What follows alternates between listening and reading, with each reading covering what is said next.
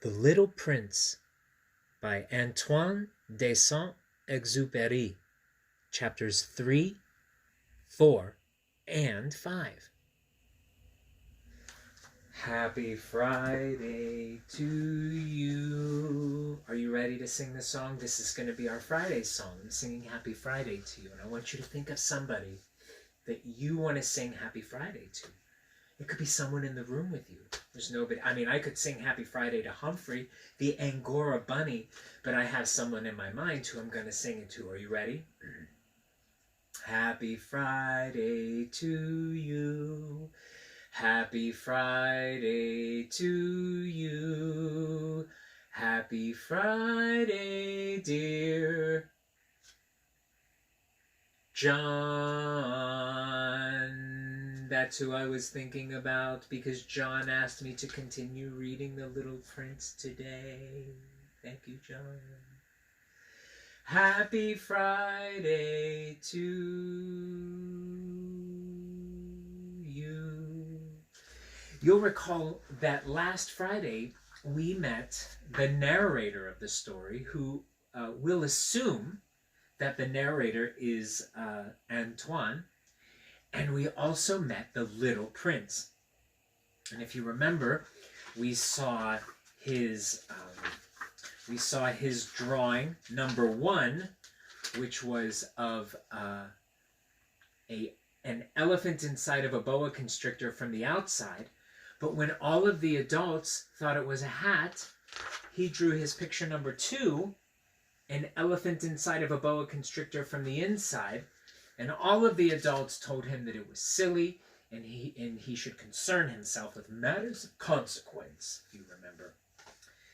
Well, he crashed his plane, and if you also remember, he met the Little Prince. He's such a quaint, charming little man, very small. And the Little Prince asked for a sheep, and eventually our narrator, Antoine, I'm saying Antoine, we don't know the narrator's name, made him a box, and we landed at chapter 3. Are you ready for chapter 3? And chapter 4? And chapter 5. It took me a long time to learn where he came from. The Little Prince, who asked me so many questions, never seemed to hear the ones I asked him. It was from words dropped by chance that, little by little, everything was revealed to me. The first time he saw my airplane, for instance, I shall not draw my airplane. That would be much too complicated for me. He asked me, "What is that object?" "That is not an object. It flies. It is an airplane. It is my airplane." And I was proud to have him learn that I could fly. He cried out then, "What? You dropped down from the sky?" "Yes," I answered, modestly. "Oh, that's funny." And the Little Prince broke into a lovely peal of laughter, which irritated me very much. I like my misfortunes to be taken seriously. Then he added, "So you too come from the sky. Which is your planet?"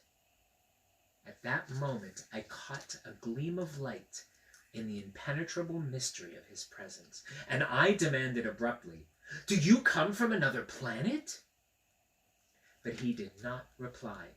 He tossed his head gently, without taking his eyes from my plane. "It is true that on that you can't have come from very far away." And he sank into a reverie, which lasted a long time. Then, taking my sheep out of his pocket, he buried himself in the contemplation of his treasure. Now, you can imagine how my curiosity was aroused by this half-confidence about the other planets.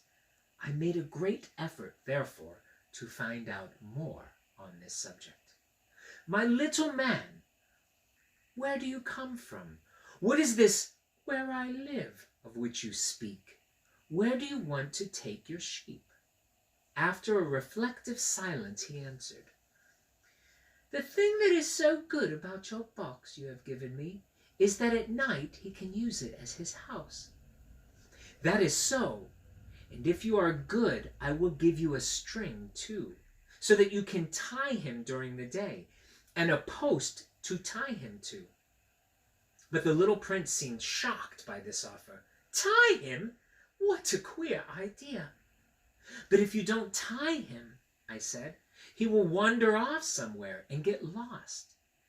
My friend broke into another peal of laughter. But where do you think he would go? Anywhere, straight ahead of him. Then the little prince said earnestly, that means quite seriously, that doesn't matter. Where I live, everything is so small. And with perhaps a hint of sadness, he added, straight ahead of him, nobody can go very far. I want to show you an illustration that is on page 8 that doesn't quite fit with the story, but of course, like all of these illustrations, it is incredibly charming. Very beautiful. See the little prince, and his scarf you can see is in the back. That must mean the wind is blowing up this way. So now, here we are. Chapter 4. By the way, you're thinking, Greg, show me what I just saw again. And that is, in this book, Antoine de Saint-Exupéry makes these beautiful color illustrations occasionally. We have the little prince standing on his planet with many moons and suns and stars and planets in the background. His planet is purple, isn't it? Chapter 4. I had thus learned a second fact of great importance. This was that the planet the little prince came from was scarcely any larger than a house. But that did not really surprise me much. I knew very well that in addition to the great planets, such as Earth, Jupiter, Mars, Venus, to which we have given names, there are also hundreds of others, some of which are so small that one has a hard time seeing them through a telescope.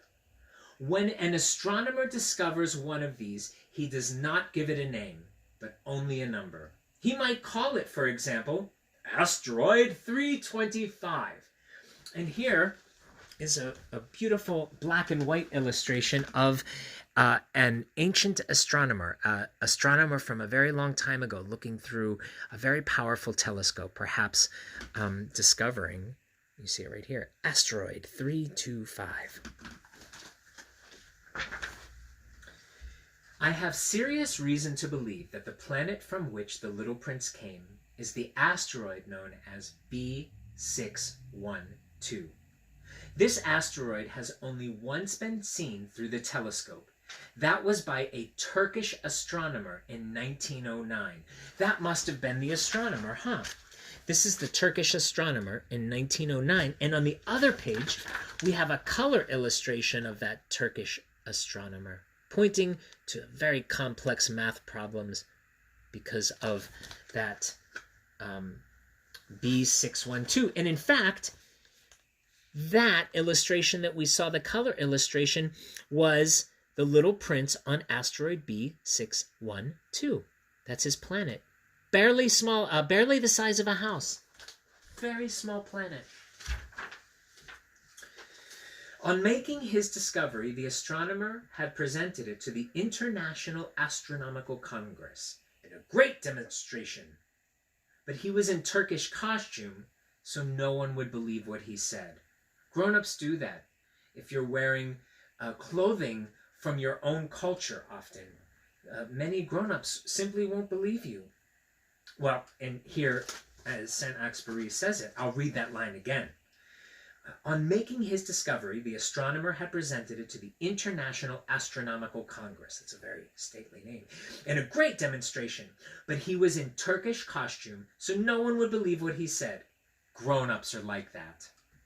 Fortunately, however, For the reputation of asteroid B612, a Turkish dictator made a law that his subjects, under the pain of death, should change to European costume. So in 1920, the astronomer gave his demonstration all over again, dressed with impressive style and elegance. And this time, everybody accepted his report. Take a look at this. Grown-ups. Very interesting. A bit frustrating. So this is him in his Turkish outfit, and no one took him seriously. Oh, and here, he dressed in a tuxedo, did his hair very nicely, and removed his hat. And now everybody believed him in his European outfit. If I have told you these details about the asteroid and made up a note of its number for you, it is on account of the grown-ups and their ways. Grown-ups love figures. When you tell them that you have made a new friend, they never ask you any questions about essential matters. They never say to you, what does his voice sound like? What games does he love best? Does he collect butterflies? No. Instead, they demand, how old is he? How many brothers has he? How much does he weigh? How much money does his father make? Only from those figures do they think they have learned anything about him. But they haven't. If you were to say to the grown-ups, I saw a beautiful house made of rosy brick with geraniums in the windows and doves on the roof, they would not be able to get any idea of that house at all. You would have to say to them something like, I saw a house that cost $200,000. Oh, then they would exclaim, oh, what a pretty house that is. Just so, you might say to them, the proof that the little prince existed is that he was charming, that he laughed, and that he was looking for a sheep. If anybody wants a sheep, that is proof that he exists. And what good would it do to tell them that? They would shrug their shoulders and treat you like a child. But if you said to them, the planet he came from is asteroid B612, then they would be convinced and leave you in peace from their questions. They are like that. One must not hold it against them. Children should always show great forbearance towards grown-up people. But certainly, for us who understand life, figures are a matter of indifference. I should have liked to begin this story in the fashion of fairy tales. I should have liked to say, once upon a time, there was a little prince who lived on a planet that was scarcely any bigger than himself, and who had need of a sheep. To those who understand life, that would have given a much greater air of truth to my story. For I do not want anyone to read my book carelessly. I have suffered too much grief in setting down these memories. 6 years have already passed since my friend went away from me with his sheep. If I try to describe him here, it is to make sure that I shall not forget him. To forget a friend is sad. Not everyone has had a friend, and if I forget him, I may become like the grown-ups who are no longer interested in anything but figures. It is for that purpose, again, that I have bought a box of paints and some pencils. It is hard to take up drawing again at my age, when I have never made any pictures except those of the boa constrictor from the outside and the boa constrictor from the inside, since I was 6. I shall certainly try to make my portraits as true to life as possible, but I am not at all sure of success. One drawing goes along all right, and the other has no resemblance to its subject. I make some errors, too, in the little prince's height. In one place he is too tall, and in another he is too short, and I feel some doubts about the color of his costume, so I fumble along as best I can. Now good, now bad, and I hope generally fair to middling. In certain more important details I shall make mistakes also, but that is something that will not be my fault. My friend never explained anything to me. He thought, perhaps, that I was like himself, but I, alas, do not know how to see sheep through the walls of boxes. Perhaps I am a little like grown-ups. I have had to grow old. Chapter 5. As each day passed, I would learn, in our talk, something about the little prince's planet, his departure from it, his journey. The information would come very slowly, as it might chance to fall from his thoughts. It was in this way that I heard, on the third day, about the catastrophe of the baobabs. This time, once more, I had the sheep to thank for it, for the little prince asked me abruptly, as if seized by a grave doubt, "Is it true, isn't it, that sheep eat little bushes?" "Yes, that's true." "Ah, I am glad." I did not understand why it was so important that sheep should eat little bushes, but the little prince added, "Then it follows that they also eat baobabs." I pointed out to the little prince that baobabs were not little bushes, but, on the contrary, trees as big as castles, and that even if he took the whole herd of elephants away with him, the herd would not eat up one single baobab. The idea of a herd of elephants made the little prince laugh.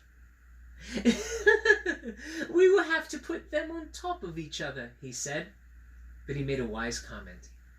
"Before they grow so big, the baobabs start out by being little." "This is strictly correct," I said. "But why do you want the sheep to eat little baobabs?" He answered me at once. "Oh, come," as if he were speaking of something that was self-evident. And I was obliged to make a great mental effort to solve the problem without any assistance. And by the way, it's a beautiful illustration, very funny, of the planet, very small planet, with a herd of elephant. 1, 2, 3 on the bottom, 1, 2 on the top, 1, 2 on this side, 1, 2 on this side, for a total of 1, 2, 3, 4, 5, 6, 7, 8, 9. 9 elephants. Indeed, as I learned, there were on the planet where the little prince lived, as on all planets, good plants and bad plants. In consequence, there were good seeds from good plants and bad seeds from bad plants. But seeds are invisible. They sleep deep in the heart of the earth's darkness until someone among them is seized with the desire to awaken. Then this little seed will stretch itself and begin, timidly at first, to push a charming little sprig inoffensively upward towards the sun. If it is only a sprout of radish or a sprig of rosebush, one would let it grow wherever it might wish. But when it is a bad plant, one must destroy it as soon as possible, the very first instant that one recognizes it. Now, there were some terrible seeds on the planet that was the home of the little prince, and these were the seeds of the baobab. And here is a lovely color illustration of the prince working on his planet to remove all of the baby baobab trees. They can get very large, and his planet is very small.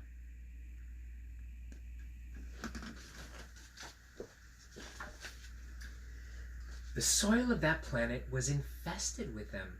A baobab is something you will never be able to get rid of if you attend to it too late. It spreads over the entire planet. It bores clear through it with its roots. And if the planet is too small and the baobabs are too many, they split it in pieces. "It is a question of discipline," the little prince said to me later on. "When you've finished your own toilet in the morning, then it is time to attend to the toilet of your planet. Just so, with the greatest care. You must see to it that you pull up regularly all of the baobabs. At the very first moment when they can be distinguished from the rose bushes, which they resemble so closely in their earliest youth. It is very tedious work," the prince added, "but very easy." Again, that's the picture of him removing these baobabs. And one day he said to me, "You ought to make a beautiful drawing so that the children where you live can see exactly how all this is. That would be very useful to them if they were to travel some day. Sometimes, he added, there is no harm in putting off a piece of work until another day. But when it is a matter of baobabs, that always means a catastrophe. I knew a planet that was inhabited by a lazy man. He neglected 3 little bushes. So, as the prince described it to me, I have made a drawing of that planet.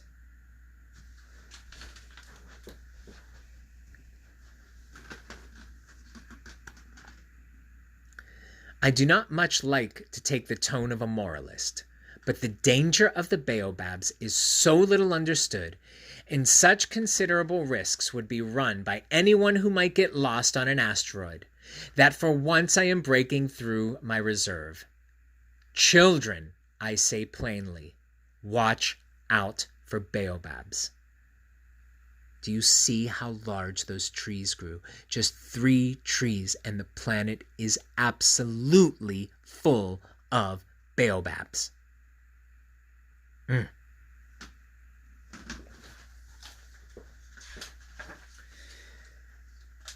My friends, like myself, have been skirting this danger for a long time without ever knowing it, and so it is for them that I have worked so hard over this drawing. The lesson which I pass on by this means is worth all the trouble it cost me. Perhaps you will ask me, why are there no other drawings in this book as magnificent and impressive as this drawing of the baobabs? It's a quite impressive drawing, sir. The reply is simple. I have tried. But with the others, I have not been successful. When I made the drawing of the baobabs, I was carried beyond myself by the inspiring force of urgent necessity. And that's the end of chapter 5. I look forward to seeing you next week on Friday for chapters 6, 7, and 8. It's been really lovely hanging out with you. Love seeing you. I hope you have a beautiful weekend. And remember the very important lesson of the Little Prince, particularly in these chapters,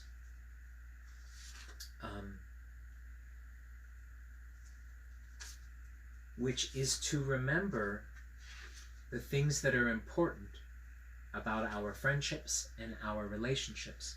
And they're not the figures and the numbers. Oh, I have 2 cars and I have this number of things. It's really about important matters. About if a person's voice is high-pitched or low-pitched, or if they smile a lot, or if they have wrinkles between their eyes when they think, if they have a lovely singing voice. So many things that have nothing to do with numbers or amounts or comparisons.